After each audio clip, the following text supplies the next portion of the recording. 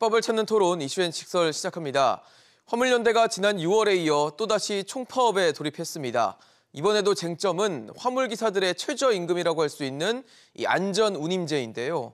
영구 제도화하고 그 범위도 확대해야 한다는 노동계와 또 물류비 부담이 증가한다는 정재계가 맞서고 있습니다. 물류 차질을 넘어 우리 경제의 마비까지 우려되는 상황인데요. 이번 갈등의 쟁점은 무엇이고 또 어떻게 접근해야 이 사태를 풀 수 있을지 지금부터 이야기 나눠보겠습니다.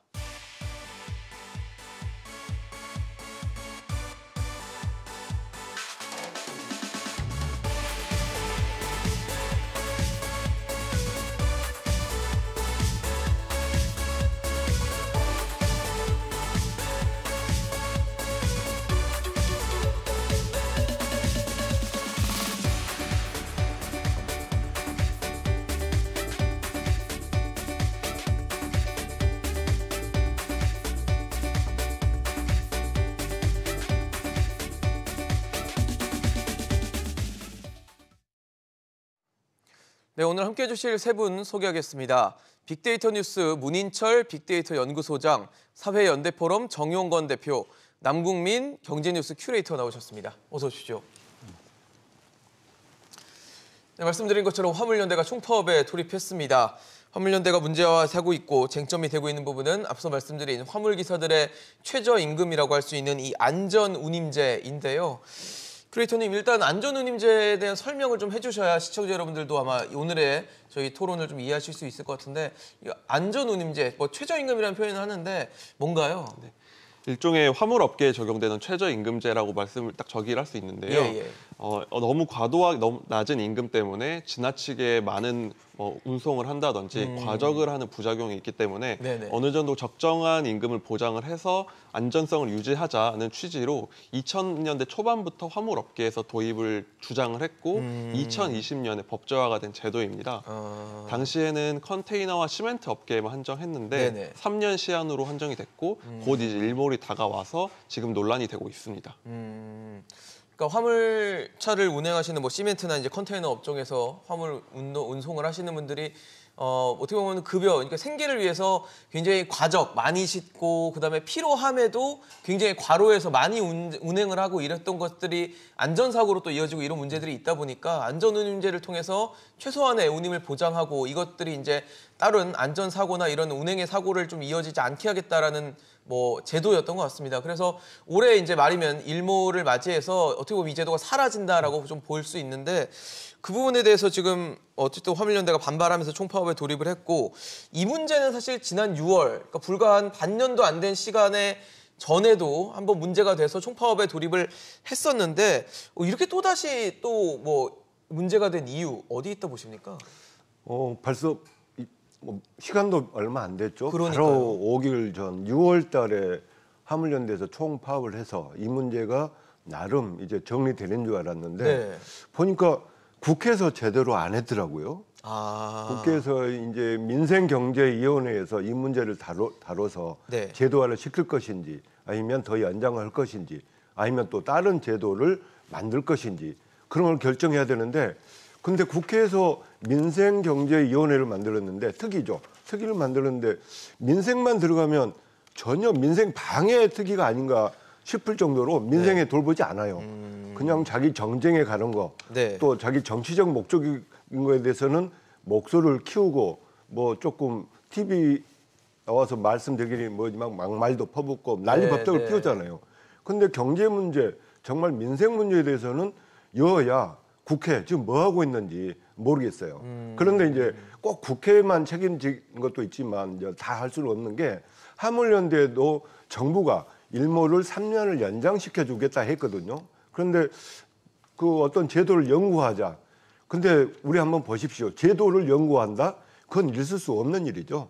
앞으로의 경제 환경이 어떻게 바뀔지 또 사회 환경이 어떻게 바뀔지 그 상황에 따라서 제도는 개선도 되고 또 바뀌기도 하고 또 폐지도 할 수 있는 것이죠. 그런데 이걸 무조건 연구화 시켜달라 그래서 조금 과도한 문제 제기가 아닌가. 물론 국회나 정부에서 충분하게 미리 준비하지 못한 것은 물론 잘못이 있다 이렇게 말씀드릴 수 있지만 화물연대도 5개월 만에 다시 이렇게 총파업으로 가는 무리한 것을 과연 해야 될 만했을까 그런 생각이 듭니다.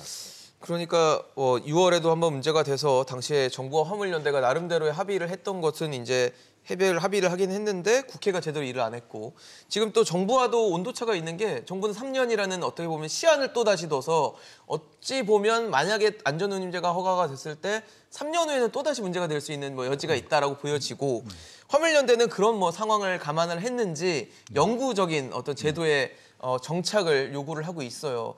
상당히 좀 다른 얘기입니다. 어떻게 보면. 네. 예.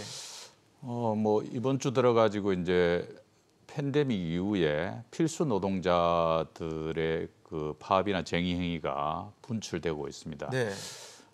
사실은 국가나 국가 경제를 갖다가 국민 경제를 이어가는 과정에서 의료나 돌봄이나 물류나 운송, 배달 또 환경미화 같은 이런 필수 노동자들의 역할 중요성이 상당히 부각되고 있는 것이고요. 그럼요. 주요국에서 이 노동자들을 보호하기 위한 여러 가지 제도라든지 입법적 논의를 갖다가 진행시키고 있는데 우리는 그런 부분에서 상당히 아쉬움이 있고요. 특히 이제 화물 우리 노동자들이 지금 이제 네. 파업을 시작했는데요. 사실은 지난 6월 8일간의 파업이 있었고 6월 15일 날 합의서를 썼습니다. 그 합의서 내용 보면은 4가지 정도 주요하게 내용이 있는데요. 네. 안전운행 성과를 국회에 신속히 보고하라. 두 번째, 컨테이너 시멘트 플러스 품목을 합대하는 것과 관련해서도 논의를 신속히 진행하라. 세 번째, 이제 유가 보조금 확대, 그다음 운송료를 합리적으로 하는 방안과 관련해서도 논의하라. 그리고 화물연대는 그 조건으로 즉시 현업에 복귀하기로 합의서를 썼습니다. 근데 그 이후에 사실은 이제 국토부가 이 부분과 관련해서 일몰이 다가오고 있는 상황이고 품목을 늘리기 위한 그런 노력들을 제대로 좀 하지 않았다. 그래서 첫 번째는 아마 정부 여당의 책임을 피해가기는 어려울 것 같고요. 네. 또 한편으로 민생경제위원회라는 걸 만들어놨고 거기서 또 거대 야당이 또 역할을 했어야 되는데 그런 부분도 안 되다 보니까 일몰은 다가오고 있고 이것과 관련해서 구체적인 입법안은 나오지 않은 상황에서 화물 노동자들이 그냥 있기는 어려운 그런 상황이었습니다. 다들 아시겠지만 우리가 고속도로에서 화물차 쳐다보면 피해가기 위해서 앞뒤로 화물차 피해가려고 노력들을 많이 하는데요. 실제로 고속도로에서 달리는 시한폭탄이었습니다. 그런데 이제 안전운임제가 도입되고 나서 비교적 근로시간도 좀 줄어들고 가로나 가속이나 졸업운전도 줄어들면서 이런 부분들이 상당히 줄어들고 있는 이 상황에서 정부가 조금 더 노력해서 안전한 대한민국을 만들기 위해서 우리 시민들이 고속도로에 나가서 화물차 위협으로부터 벗어나기 위해서는 화물차들이 안전하게 다닐 수 있도록 조건을 만드는 것. 이 노동자들이 보통의 노동자들이 가진 노동시장의 한 1.5배에서 2배 가까이 일을 하고 있습니다. 이 제도가 안전운임제가 도입됨으로 해서 그동안 한땅 뛰는 거 서울에서 의왕 갔다가 부산 신항만 갔다가 이렇게 돌아오면 한 1000km를 뛰지 않습니까? 예, 장기를 네. 막 16시간씩 졸면서 운전하다 보니까 조는 거는 고사하고 꿈꾸는 사람도 있었다는 정도의 현장이 열악했는데 이것이 조금씩 나아지고 있고 그것이 이제 컨테이너하고 시멘트 두구의 부분만 있었는데 이것도 조금 더 확대해서 훨씬 더 안전하게 가야 된다. 네. 그리고 그 정도 비용은 우리 하주들이 다 주요한 대기업들입니다. 충분히 부담할 역량이 있음에도 불구하고 여전히 이 부분과 관련해서 정부의 뒤에 숨고 있는 이런 모습도 좀 상당히 안타깝다 이렇게 보여집니다.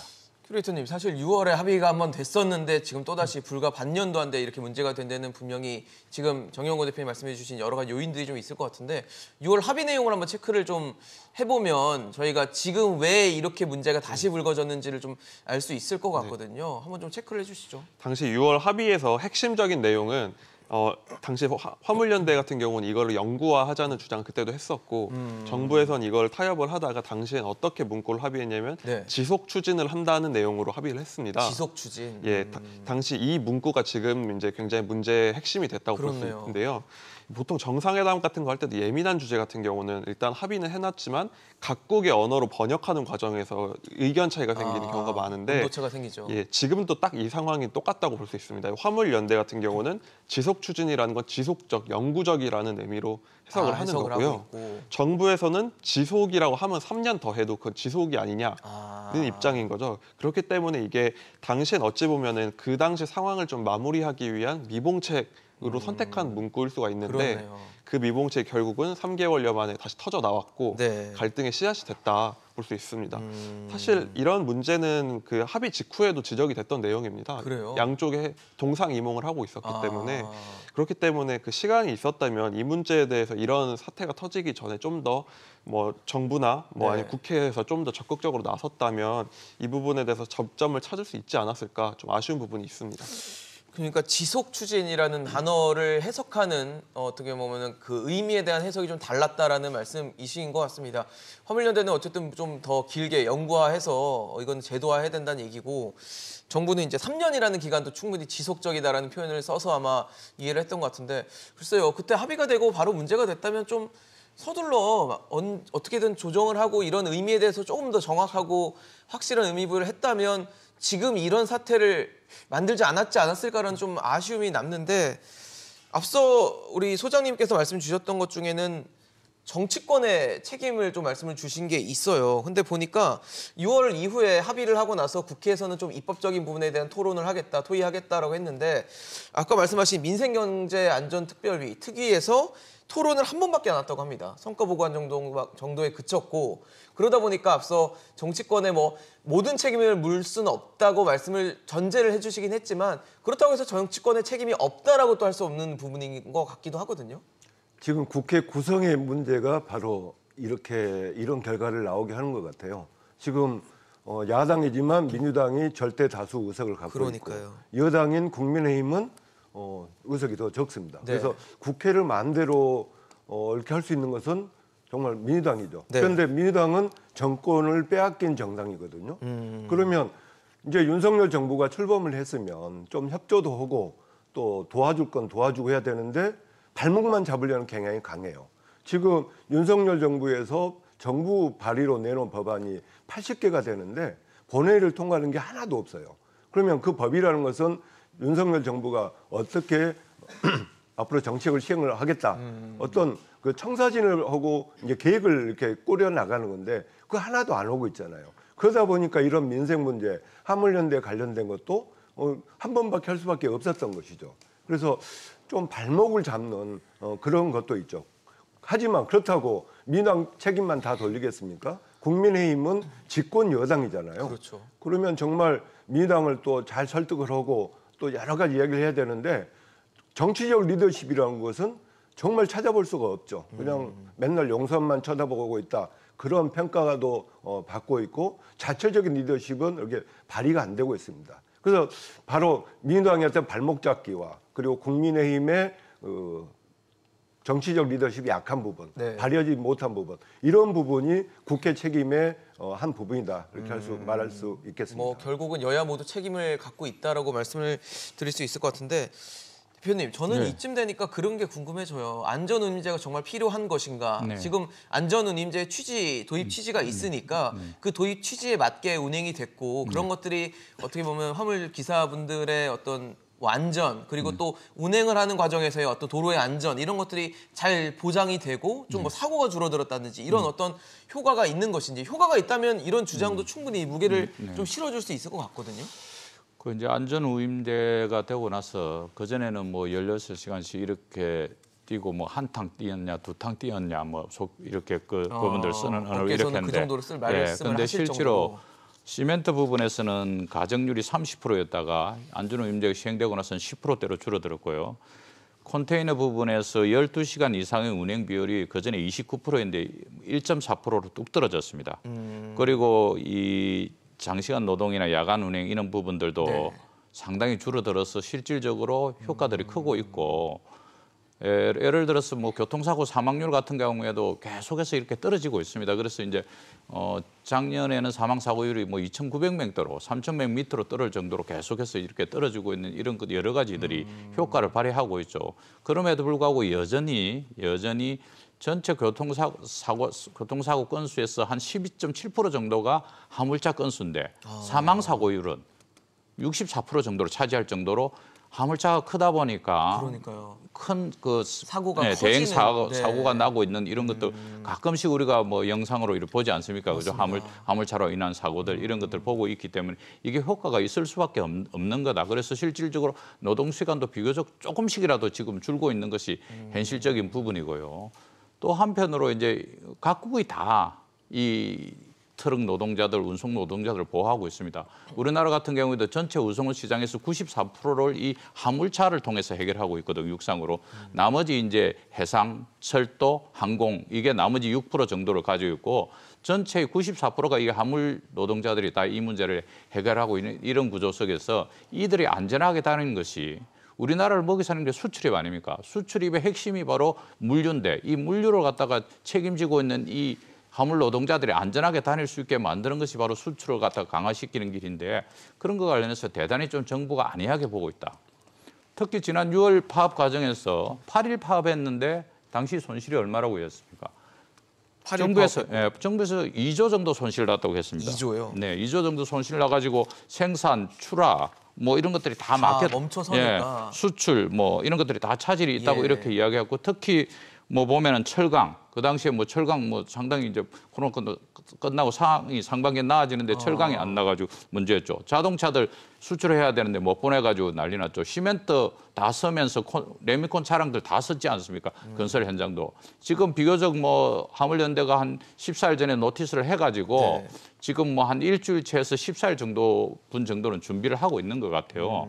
그럼 그 과정에서 정부가 나서서 적극적으로 해야지. 수출로 먹고는 나라에 화물연대가 파업을 예고하고 있으면 지난번 합의 사항을 존중해서 좀 가는 방향을 찾았어야죠. 화물 노동자들이 인터뷰에서 뭐라고 이야기합니까? 우리 화물차 기사라고 정부가 우습게 본다. 그래서 화가 나서 나왔다 이렇게 하고 있는 거 아닙니까? 비조합은 화물차주들도 이 제도는 반드시 있어야 된다고 노동자가 아닌데도 불구하고 참여하고 응원하고 있는 것이 현실이기 때문에 정부가 신속히 저는 대화에 나서가지고 연말에 물동량 많아지기 직전에 빨리 풀어야 된다고 판단하고 있습니다. 좀 역설적이죠? 네. 안전운임제가 수출 경쟁력을 향상시킨다. 그러면 기업들이나 정부에서 이것을 뭐 3년에 그칠 필요도 없고 또 영역도 더 확대하고 정말 수출 경쟁력에 도움이 된다면 그건 정답이죠. 더 독려를 해도 될 것이다라는 말씀이신 거죠. 그런데 현실은 그렇지 않죠. 우리가 수출 경쟁력이 어떤 그 화물연대 뭐 어떤 영향력에 있어만 결정되는 건 아니잖아요. 가격적 영역이 있고 또 운임료가 올라감에 따라서 상품의 가격이 올라가는 효과가 되니까 오히려 수출 경쟁력이 떨어지고 또 이게 파업에 따라서 지금 말씀하신 중에 파업을 하니까 수출 경쟁력이 떨어졌다. 파업을 안 하면 수출이 늘어날 거 아니냐. 그것은 조금 논리적으로 조금 제가 조금 수긍하기 힘든 그런 부분인 것 같습니다. 그래서 제가 이런 말씀을 드린 것입니다. 물론 수출 경쟁력에 이런 안전 운임이 되고 또 정상적으로 빨리빨리 되고 그건 당연히 도움이 되겠지만 안전 운임 이것만이 수출 경쟁력이 최고다. 그건 아니라는 것이죠. 네. 이것만이라는 표현은 아니셨던데. 이게 이제 우리 보통 16시간에서 좀 줄어가지고 전체적으로 운행 시간만 11.9시간 정도 됩니다, 하루에. 미국 같은 데는 11시간 넘어서 운행 못 하도록 하고 있습니다. 맞아요. 미국 같은 데. 일본 같은 경우는 이틀에 걸쳐서 평균 9시간 이상 못 하도록 하고 있고 주 40시간 이상 못 하고 그 외에는 합의하도록 되어 있습니다. 우리는 그런 것과 관련해서 상당히 노출되어 있습니다. 이들이 피곤하고 사고를 일으키고 물류가 문제가 생기면은 전체적으로 피가 안 흐르는 거 아닙니까? 혈맥이 안 흐르는 이런 구조이기 때문에 우리 특히 중요하고 있고요. 그 주요국에서 다 화물 노동자들이 안전하게 화물을 운송하기 위한 그런 ILO의 기준도 있고 ITF의 기준에 맞춰가지고 다 가고 있는데 선진국이라고 이야기하면서 여전히 화물 노동자들의 생명을 간 장시간 노동에 의해서 수출 경쟁력을 확보하겠다. 우리나라 대기업들이 지금 그 정도로 어렵습니까? 화물 노동자 운임비 조금 올려준다 해서 크게 그게 뭐 재무제표에 영향을 미칠 정도가 안 됩니다, 지금은. 근데 노동자들이 같이 살 수 있도록 그래서 지속 가능한 사회를 가기 위한 노력들을 안전한 국가를 만들기 위한 노력들을 하는데 그걸 비용으로 생각하면 곤란하고 그걸 투자로 생각하고 같이 힘을 모아서 수출을 더 잘할 수 있도록 가야죠. 이걸 좀 구분해야 될 것 같아요. 그 기사분들 그리고 차주분들의 안전을 위한 제도하고 그리고 지금 우리가 논의하고 있는 안전운임제하고는 좀 다른 것이죠. 다른 나라들이 선진국들이 몇 시간 이상 못 오게 한다. 또 하루 오고 그 다음 날 쉬게 한다. 그런 것은 안전에 대한 제도이지 안전운임제는 아닌 것이죠. 지금 우리가 논의하는 것은 화물연대에서 또 이렇게 이야기한 것은 안전운임제에 대한 이야기입니다. 물론 여기도 안전이 들어가겠지만 그것은 좀 구분해서 우리가 생각을 해야 될 것 같습니다. 다른가요? 저는 안전운임제라는 게 제가 지금 말씀을 들으면서 이해가 되는 거는 어쨌든 뭐 최저임금을 보장을 하는 것을 하면서 운행 시간을 좀 줄여주고 그러니까 일에 대한 로드를 좀 낮춰주면서 뭔가 안전을 보장해주면 훨씬 더 일의 능률이 오를 수 있다 이런 걸로 좀 이해를 하고 있거든요. 최저임금 제도 자체가 네네. 돈에 가는 거잖아요. 급여에 가는 것이잖아요. 네네. 그리고 안전에 대한 것은 몇 시간 이상을 운전하면 안 된다. 또 오늘 운전했으면 내일은 하면 안 된다. 그건 안전에 대한 규칙이죠. 근데 여기에 이제 비용이 들어가는 것은 얼마 더 올려달라. 또 몇 시간 할 때는 이렇게 해달라. 또 업종별로 더 넓혀달라. 이것은 비용에 가는 거기 때문에 네네. 조금 성격이 다르다고 봐야 되겠죠. 그래서 그런가요? 조금만 설명을 네. 더 드리면 안전운임제가 도입 전에는 그전에 화물 노동자들이 이제 2003년도에 노동자 만들고 파업하고 우리의 권리 요구하기 전에는 다 이것도 다단계 구조였어요. 하청. 그래가지고 계속 밑으로 떨구는군요. 밑으로 떨고 가지고 네. 스스로 떼고 나니까 실질적으로 화물차 기사들은 남는 게 전혀 없는 이런 구조였고 그러다 보니까 한탕이라도 더 뛰기 위해서 밤새 뭐 싱싱 달리는 거예요, 그냥. 그리고 엄청 무겁게 싣고 다니잖아요. 무겁게 가적해가지고 정말 과도하게 가적해가지고 무겁게 싣고 다니면서 제대로 관리도 안 해가지고 교통사고의 큰 원인 중에 하나였습니까? 그게 바로 제대로 된 임금이 없으니까. 그런데 적정한 임금을 받다 보면은 그래도 너무 무리는 안 할 정도로 할 수 있도록 그렇게 가는 구조이기 때문에 예를 들어서 우리가 왜 일을 합니까? 적절한 임금을 받기 위해서 일하는데 임금이 너무 낮다 보니까 가족들의 생계를 유지하기 위해서는 내가 열심히 달리고 한탕이라도 더 뛰어야지 돈을 가져갈 수 있는 구조이기 때문에 이게 네. 안전 문제하고 운임 문제하고 같이 맞물려 있는 것이다. 그렇지 않으면 왜 그렇게 목숨을 걸고 하겠습니까? 그래서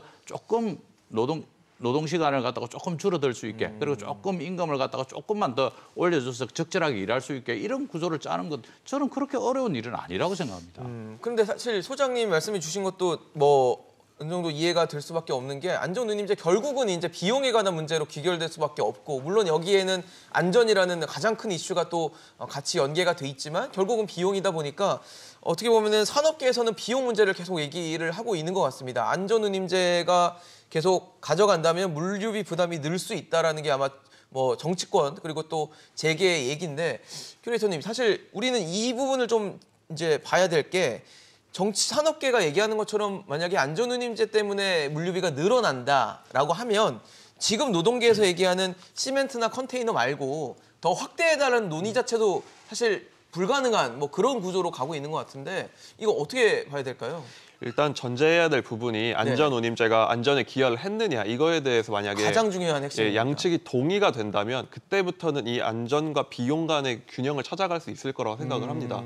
근데 일단 지금 상황을 봤을 때는 기업, 정부 측에서도 3년 연장을 인정한 부분에서 볼 때도 어느 정도 이걸 시행했을 때 사고율 감소에 대해서는 최소한 정부는 어느 정도 공감을 하고 있다. 공감을 했기 때문에 3년이라는 시간을 둔 거다. 그렇죠. 만약에 거기서 데이터가 아무런 게 나오지 않았다면 아예 이걸 없애자고 주장을 했겠죠. 정부도. 뭐 별로 효과가 없는데 그렇죠. 이걸 뭐하러 하냐라고 했겠다는 말씀이신 거죠. 그런데 이제 3년 정도 데이터가 축적이 되다 보니까 이제 과정률이나 사고율 같은 게 이제 좀 감소된 효과가 나왔기 때문에 이제는 우리 사회가 안전에 얼마 정도의 비용을 치를 것이냐에 대한 토론을 넘어갔다고 생각을 합니다. 지금 상황 왜냐하면 데이터가 쌓인 결과 처음에 도입될 때는 이거 자체가 도움이 안 될 거다라는 얘기가 많이 있었어요. 그건 데이터가 없었기 때문이겠죠. 그렇죠. 근데 최소한 지금 근데 중요한 건 컨테이너랑 시멘트 업계는 전체 화물차의 한 3% 정도의 굉장히 적은 숫자입니다. 네. 그리고 굉장히 특수한 게 이쪽 차량은 굉장히 거대하고 비용도 굉장히 비싼 그런데 이 고용주도 굉장히 기업이 큰 경우가 많아요. 네네. 또 항만이나 이런 곳을 많이 화주들도. 이용하니까. 네. 근데 이제 이런 좀 영세한 대부분의 화물차로 내려가면 네네. 그럼 이걸 부담을 과연 그런 게 영세 업체들이 할 수 할 수 있느냐? 있을까? 예, 그 문제로 넘어가는데 여기서부터는 정말 이런 거를 사실 토론을 하는 게 국회와 이제 정부의 역할이라고 생각을 해요. 우리가 많이 느낀 게 참 많은 안전사고를 겪으면서 느낀 게 모든 안전은 비용이 든다는 건 이제 우리 사회가 인정을 했다고 생각을 합니다. 뭔가를 더 안전하게 하기 위해서는 뭔가를 더 장치를 해야 되고 누군가 그 비용을 치러야 되는 건 맞거든요. 그렇다면 이 부분에 대해서는 사회에 공론화가 돼야 된다. 이걸 넓히는 작업은 97%의 대부분의 화물차로 넓히는 거가 되기 때문에 그렇겠죠. 물론 단계적으로 하겠지만 네네네. 그 부분에서 합의를 점을 찾고 넓히는 과정을 꽤 오래 통론을 했어야 되는 건데 과연 우리가 그 3년 동안이란 기간 아니면 최소한 3개월 동안 이 확장 문제에 대해서 무엇을 논의했는가. 만약에 그랬다면 뭐 영세한 화물 발주처에는 어떤 지원을 한다든지 어떤 차량에만 어느 단계로 적용을 한다든지 충분한 논의거리가 있었다고 생각을 하거든요. 뭐 예를 들면 사고율이 특정하게 높은 업종을 좀 넓힌다고 얘기 나온다든지. 네. 근데 지금은 갑자기 아무런 뭐 확대 논의가 없다가 한쪽에서는 다 확대하자. 그리고 한쪽에서는 그런 건 얘기도 안 해봤다. 이런 상황이기 때문에 이미 차가 멈춘 상황에서 토론이 시작하기 때문에 그러니까요. 이제 좀 효율적인 논의가 될 뻔했던 게 굉장히 많은 비용을 치르는 논의가 됐다고 생각합니다. 그렇네요. 참 허송세월을 좀 보냈다라는 생각이 들 정도로 논의가 됐는지 그리고 공론화라는 과정이 있었는지 자체가 좀 의문인데 뭐 이미 시간은 흘러갔기 때문에 지금에서라도 어떤 현명한 대책을 좀 내놔야 되는 시점입니다. 근데 어쨌든 노동계는 범위를 좀 확대하자 그리고 이제 이걸 운용하는 어떻게 보면 산업계라고 할 수 있는 쪽에서는 이제 비용 부담을 항상 문제로 되고 있거든요. 아까 말씀 주신 것처럼 안전 운임제는 결국은 비용으로 귀결되는 문제이기 때문에 이 문제를 어떻게 바라보냐, 이 문제를 어떻게 해결하냐가 굉장히 좀 중요한 포인트가 될 것 같습니다. 근데 안전 운임제의 효과에 대해서는 정부도 기업들도 나름대로 다 인정을 하는 것 같아요. 그래서 총파업 이렇게 돌입한다니까 정부에서 내놓은 안이 뭐였습니까? 올해 폐지 안 하겠다, 일본을 안 하겠다, 3년을 더 연장하겠다.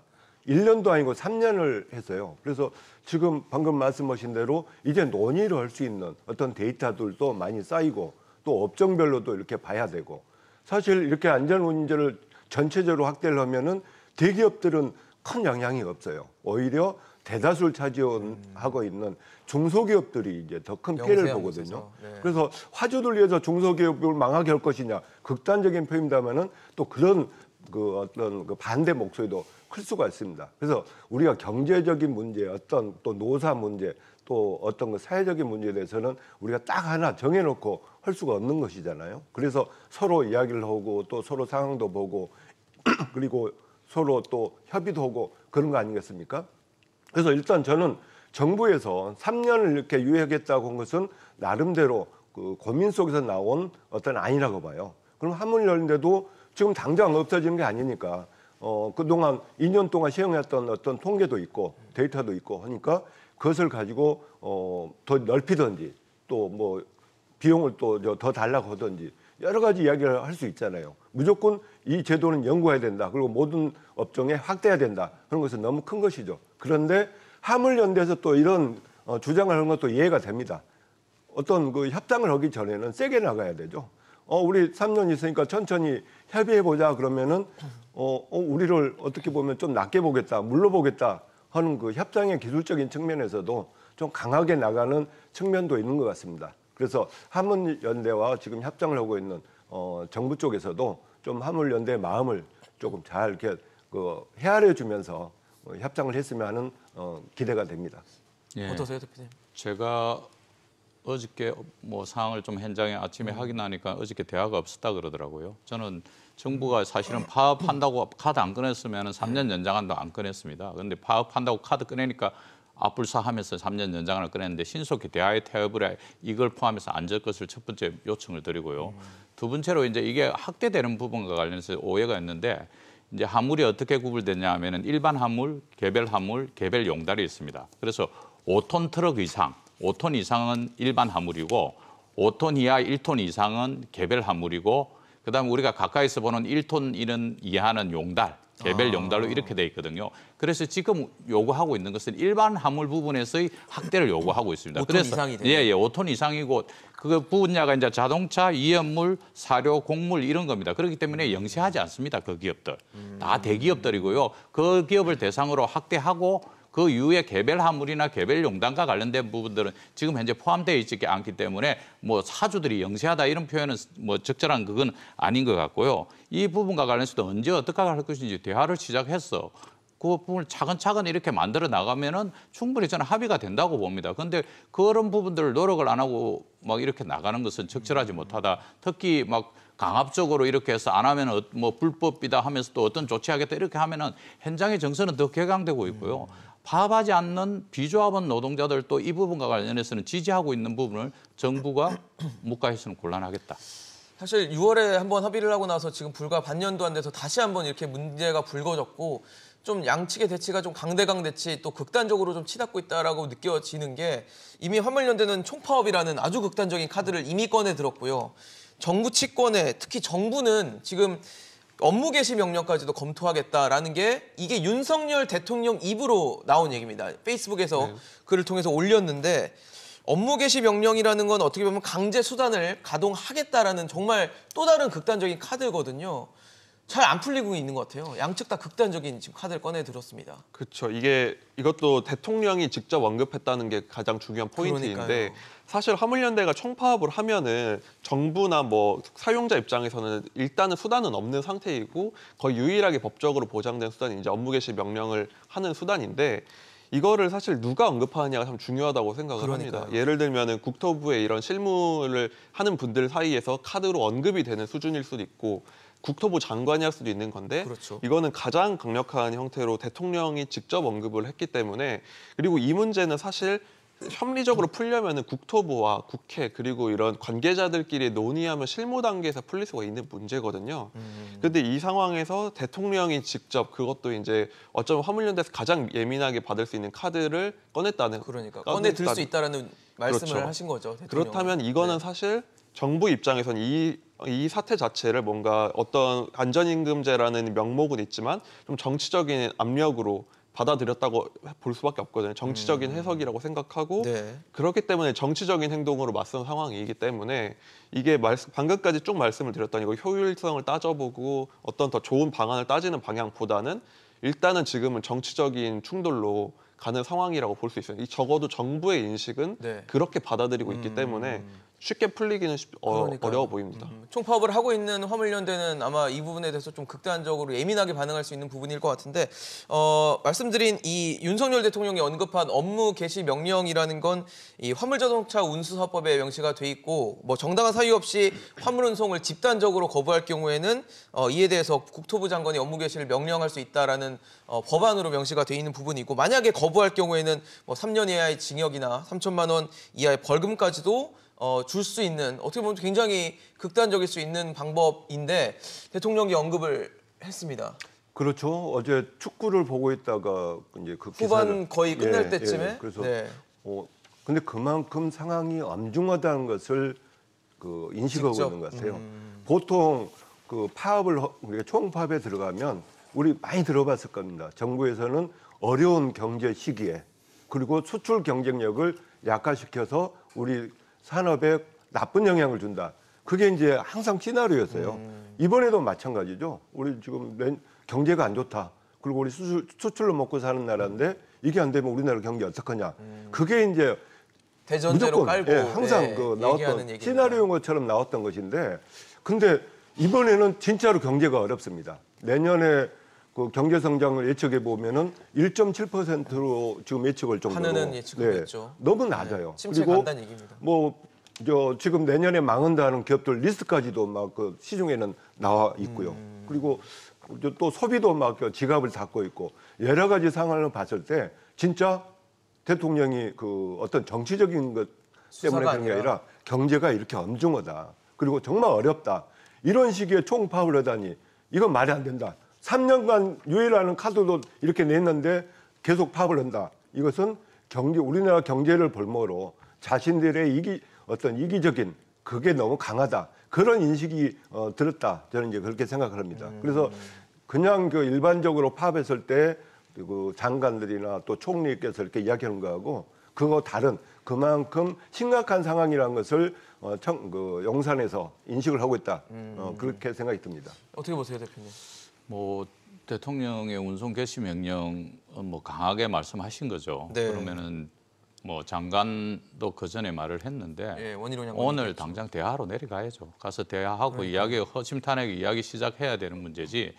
우리 경제가 뭐 노동자들이 열심히 일을 안 해서 어렵습니까? 저는 정부의 잘못된 통화정책, 재정정책 이런 것들이 우리 경제를 훨씬 더 어렵게 만들었습니다. 실제로 선진국도 아닌데도 불구하고 금리를 갖다 0.5%까지 내려가지고 온 국민이 다 빚내가지고 투자하게 만들어 놔놓고 지금은 또 금리를 갖다 급속하게 미국 따라서 올리고 있습니다. 네. 물가는 서민들이 그나마 소비를 줄여서 버틸 수 있습니다. 근데 금융부채가 지금 가계부채가 2,000조나 되는데 금리를 갖다 그렇게 급속하게 올리는 가지고 여전히 또 자산시장의 붕괴를 갖다 만들어내고 네.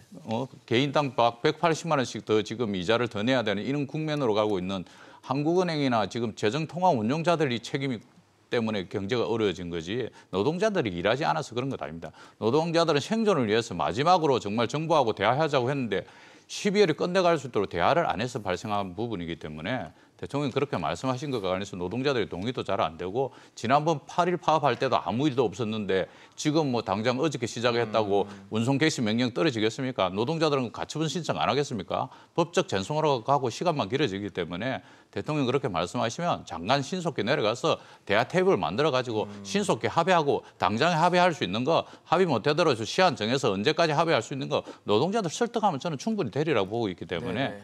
신속히 대화에 나설 것을 촉구를 드립니다. 윤석열, 네. 대화 나누자는 것은 정말 찬성하고 또 그렇게 아마 할 거예요. 오늘 중으로 해야죠. 예. 할 것 같은데. 근데 말씀 중에 금리를 올려서 우리나라 경제를 망쳤다.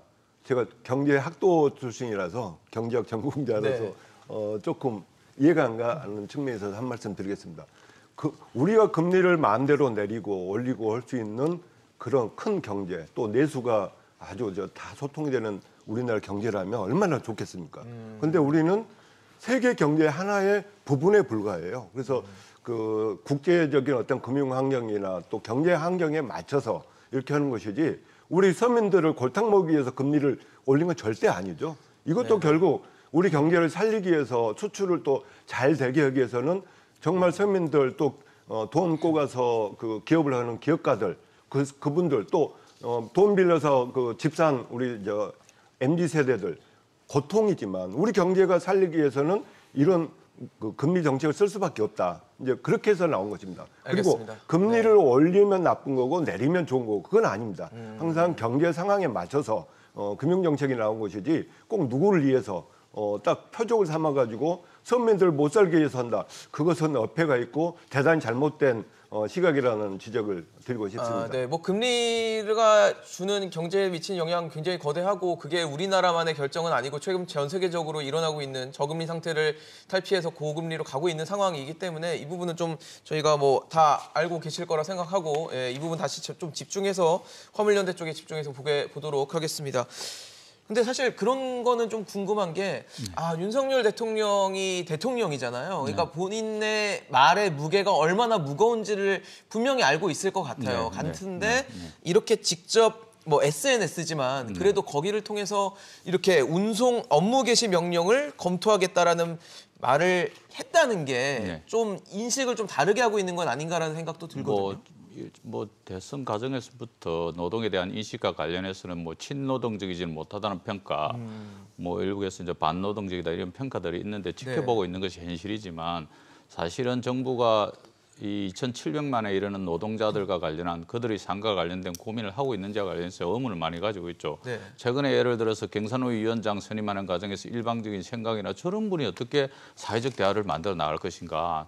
안 그래도 그 첨예하게 갈등하는 노동자와 사용자 사이에서 대화를 풀기 위해서는 가치 중립적인 분이 오셔야 되는데 어느 한쪽에 일방적인 극단적인 생각을 가진 분을 선임하시고 이런 과정들. 그다음에 파업하는 과정에서 어렵더라도 좀 노동자들에게 좀 자제할 것을 촉구하고 빨리 좀 가서 대화를 하라고 이렇게 이야기해놓고 그럼에도 불구하고 시간이 안 되면 그때 또 어떤 이야기를 하는지 몰라더라도 축구 보시다가 갑자기 축구를 안 보셨는지 모르지만 갑자기 그렇게 노동자들 화물연대 파업 관련해서 파업하기 이미 2주 전에 파업할 수밖에 없다고 이야기했으면 그때 대화를 시작해가지고 문제를 갖다 해결하는 노력은 보이지도 않고 이렇게 접근하면은 갈등은 더 깊어집니다. 노동자들 파업은 지금 뭐 당장 철도 노동자들 파업 준비하고 있고 오늘도 지금 비정규직 학교 급식 노동자들도 파업 준비하고 있고 현대중공업을 비롯한 조선사 노동자들도 파업 준비하고 있습니다. 내년 시작하면 노동자들이 파업하지 않을 것 같습니까? 결국 우리 경제를 잘 살리기 위해서는 노사가 대화하고 이야기해서 상생의 길을 가기 위한 노력들, 정부가 그 중재자로서의 역할, 그것이 정부한테 부여진 헌법적 의무입니다. 그걸 좀 잘 이행해 주실 것을 촉구를 드립니다. 네, 저희가 앞서 화면으로도 보여드렸지만 파업 일정들이 좀 예정돼 있는 것들이 있어서 지금 노동계에서는 굉장히 큰 움직임들이 나타나고 있다라고 보여지는데 사실 지금 월드컵 시즌이잖아요. 그래도 많은 분들이 우리나라 응원하기 위해서 굉장히 우루과이전 같은 경우도 치맥 먹으면서 보시겠다면서 배달 같은 걸 많이 이용하시려고 했는데 최근에 이 배달 라이더 분들은 또 그 쿠팡이츠 배달 거부에 나서면서 또 다른 또 문제가 좀 됐어요. 아무래도 배달 자체가 이제 원활하게 아예 되지 않는 부분들이 생기다 보니까 또 시민들이 또 우리 국민들이 좀 불편을 겪는 상황들이 연출될 수 있을 것 같은데 그래도 이렇게까지 나서게 된 이유, 배경이 있을 것 같습니다. 일단 왜 지금 이걸 했느냐 두 가지로 볼 수 있을 것 같은데요. 왜 시기를 봤을 때는 지금 이제 월드컵 말씀하시는 월드컵 맞습니다. 시즌이잖아요. 네. 많은 분들이 어제도 배달을 시키셨을 거고 그러니까요. 어제 같은 날은 배달 대란이 일어나는 날이죠. 그러니까요. 이런 날에 맞춰서 일단은 이런 투쟁을 하기 위해서는 효과를 굉장히 강화하기 위해서는 이런 큰 이벤트가 있을 때 맞춰서 했다고 볼 수 있고 본질적으로 예. 왜 이런 파업을 했을까를 봤을 땐 어느 정도 지금 배달업계의 그 굉장히 빡빡한 구조를 한번 볼 필요가 있다고 생각을 합니다. 이게 배달업계가 굉장히 성장하고 있던 코로나 시기만 하더라도 맞아요. 배달량이 성장했죠. 폭증을 하고 그리고 라이더들에게 돌아갈 수 있는 목도 굉장히 많았죠. 지금 배달 시장은 명확하게 축소가 되고 있기 때문에 이제 이렇게 되면은 서로 이제 배달비를 나누기는 과정에서 서로 이익이 이제 줄어드는 거죠. 그러다 보니까 플랫폼과 라이더 간의 갈등, 지금 이제 소비자들은 더 이상의 배달비를 부담할 수 없다. 명확한 그 지불 의사가 없는 상황이기 때문에 결국은 라이더와 그 플랫폼 사이에 누가 얼마를 더 가져가느냐 문제가 됐다고 힘겨루기라고 봅니다. 봐야 예. 되군요. 그런데 지금 쿠팡이츠가 문제가 됐던 건 쿠팡이츠가 사실 처음에 점유율을 높이기 위해서 공격적으로 프로모션을 많이 했어요. 라이더들에게 굉장히 많은 몫을 주고 그런데 이제는 성장기가 끝나고 어느 정도 시장의 안정 혹은 축소기에 들어갔기 때문에 그런 몫을 또 공격적으로 그만큼 줄이는 과정이 있는 거죠. 그렇기 때문에 이 배달업계의 이 진통은 어쩌면 이제 시작일 수 있다. 왜냐하면 좋은 시절이 갔기 때문에. 네, 후시절이 갔고. 그렇죠. 이제 정해진 몫을 누가 먹을 거냐의 문제이기 때문에 본격적인 라이더들의 이제 집단 행동이 이루어질 가능성이 높다 이렇게 보고 있습니다. 결국은 이익의 문제로 귀결도 되는 문제이긴 한데 저는 좀 걱정이 되는 게 이게 이제 소비자들에게 또 이제 요금 전가가 되는 그런 상황으로 연출이 될까라는 좀 우려가 되거든요. 어떻게 보십니까? 정말 그렇죠. 저도 가끔 그 앱을 이용해서 배달 주문도 주문하시죠. 하고 앱 받고 그러는데 너무 좀 많다. 생각보다 많다. 배달비가? 예. 좀 부담이 비싸다. 된다. 네. 예, 그런 생각이 들었는데 일반 소비자들도 마찬가지일 거예요. 그런 느낌을 받았을 겁니다. 네네. 이번 주말에는 추워진다고 하죠. 그래서 네. 애툴리버라는 그 예보도 나오던데 지금 방금 말씀하신 대로 배달업계도 좀 추워지지 않을까. 그 라이더들이. 찬바람이 불지 왜냐하면 않을까. 지금 이제 코로나 때는 어쩔 수 없이 주문을 많이 했지만 네네. 지금 이제 그게 조금 나아져서 본인 직접 가거나 또 식당에서 먹기도 그렇죠. 하고요. 예. 이제 그런 경우도 많이 생기고 그리고 일단 경기가 안 좋고 경제가 내년부터 안 좋다 생각하니까 또 소비자들이 지갑을 닫는 경향이 있습니다. 그렇습니다. 그래서 그 부분도 가장 큰 것 같아요. 근데 어제 그 우리가이랑 그 축구 경기를 할 때 이제 쿠팡의 그 배달 난리가 날 것 같았는데 오늘 아침 뉴스를 보니까 그런 사항은 없었다 그래요. 정상적으로 이렇게 배달이 잘 되고 그랬다고 합니다. 그래서 그 뉴스를 보니까 그 원인을 보니까 전담하는 정말 그 라이더로 전담하는 분들도 있고 하면 이제 그게 어떤 결속력이 있을 텐데 아르바이트로 하는 분들도 있고 투잡식으로 또 뛰시거나. 투잡 하는 분도 네. 있고 그래서 그게 분산이 돼가지고 이렇게 의견이 하나로 딱 집단적인 행동으로는 이어지지 않았다. 못 이어졌다. 예. 이제 그런 기사를 봤습니다. 어쨌든 이 부분도 새롭게 성장한 부분이잖아요. 그러니까요. 몇 년 사이에 이렇게 배달의 민족도 시작해가지고 막 이렇게 크고 기업 가치도 크고 그랬는데 이제 조금 조정하는 어떤 기업의 가치랄지 또 거기에 종사하는 분들의 어떤 그 일하는 자세랄지 급여랄지 그런 것들이 이런 겨울이 오는 것에 따라서 좀 조정하는 시기가 되지 않을까 그런 생각이 듭니다. 대표님 역시 여기도 키워드는 상생일 것 같습니다. 그렇습니다. 이제 라스트 마일에 대한 요구들이 이제 강해진 거죠. 코로나 이후에. 그래서 이제 특히 배달이나 택배 시장도 커지는데 사실은 이 배달 시장이 전체 25조 정도로 커졌습니다. 엄청나게 커지고 세계적으로도 한 3년 사이에 3배 정도 커질 정도의 상황 왔기 때문에 엄청나게 커졌고 그 규모가 크기 때문에 당장 그렇게 위축될 정도는 아니더라. 그런 측면인데 이제 배달 노동자들 입장에서는 6,000원 내는데 배달료가 왜 2,500원밖에 안 주고 나머지는 당신들이 가져가느냐. 가져가냐. 이 문제 하나 문제 제기하는 것이고 또 하나는 이제 그 앱을 통해서 앱의 알고리즘을 통해 가지고 통제를 하고 관리하고 평가하고 이렇게 돼 있는데 네. 이것과 관련해서 너무 불합리하게 돼 있는 부분과 관련해서는 이제 그걸 갖다가 좀 공개를 하라고 요구하고 있는데 잘 안 되죠. 그렇지만 플랫폼 기업, 플랫폼 자본들이 커지면서 거기에 있는 노동자들이 너무 종속성이 강화되고 통제가 강화되고 있기 때문에 이 부분과 관련해서 변화나 개선을 요구하고 있는 것이고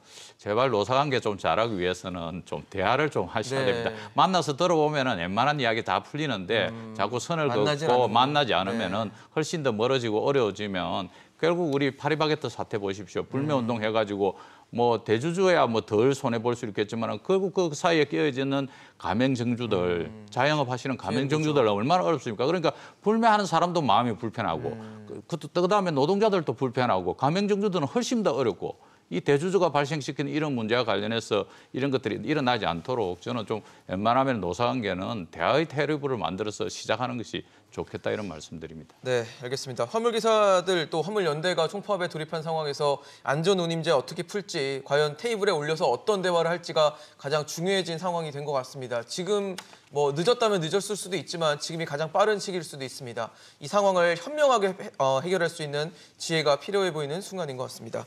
오늘 문인철 소장, 정영곤 대표, 남국민 큐레이터와 함께했습니다. 이슈 NGX로 오늘 준비한 소식은 여기까지입니다. 지금까지 함께해 주신 여러분 고맙습니다.